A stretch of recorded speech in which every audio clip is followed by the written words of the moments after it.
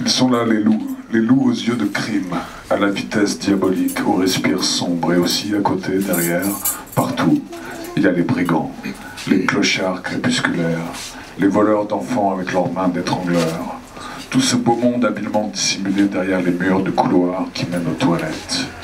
Le grand couloir aveugle qui conduit à l'oasis de lumière, à la salle de bain. Il faut aller pisser, c'est une évidence. Il n'y a pas de recoin dans ma chambre où je puisse me soulager. Pas de bouteille, ni de pot, ni de cruche. Mais uniquement la traversée de l'obscur, le face-à-face avec la frayeur, la peur du vol, de la radia, de la disparition pure et simple. Je n'ai pas le temps d'imaginer comment les loups arracheraient ma peau, leur jouissance à dévorer ma chair fraîche, ou comment les voleurs d'enfants m'enchaîneraient, me frapperaient, avant de m'emmener dans des pays où on ne pourrait jamais me retrouver, perdu dans des flots d'esclaves agonisants. Je n'ai pas le temps d'imaginer tout ça. Car il faut quand même bien aller pisser. Et il y a une chance, infime peut-être, mais réelle, que les loups et les voleurs sortent des murs du couloir avec une dextérité effrayante, me capturent avec force, concision, me fassent disparaître dans un espace atroce, pour ne laisser de moi sur cette terre qu'une absence. Une énigme qu'on finira par oublier.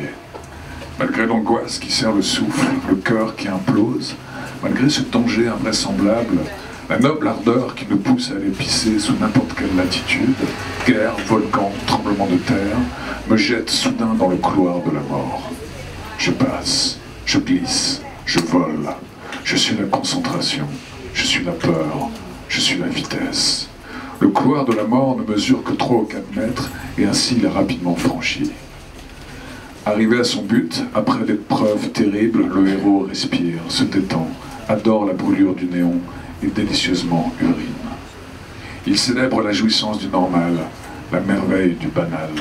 Le retour est plus simple, presque léger, mais tout aussi véloce. Les loups et les voleurs sont restés dans leur contrée malfaisante. Peut-être que je ne les intéresse pas. Peut-être que j'ai le droit d'exister. Peut-être que le normal est le réel. Qui sait, tout est possible. Peut-être que des êtres supérieurs dans des dimensions inconnues ont décidé que j'avais encore le droit de savourer cette existence étrange.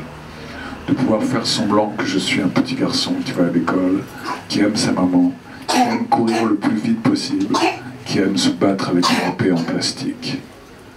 Mais peut-être aussi que ce n'est qu'un oubli de leur part, une faute d'attention, qu'ils étaient trop occupés à voler d'autres enfants, ou pire, qu'ils attendent un moment plus propice, une meilleure occasion, afin de me prendre par surprise, un instant où je m'y attendrai le moins.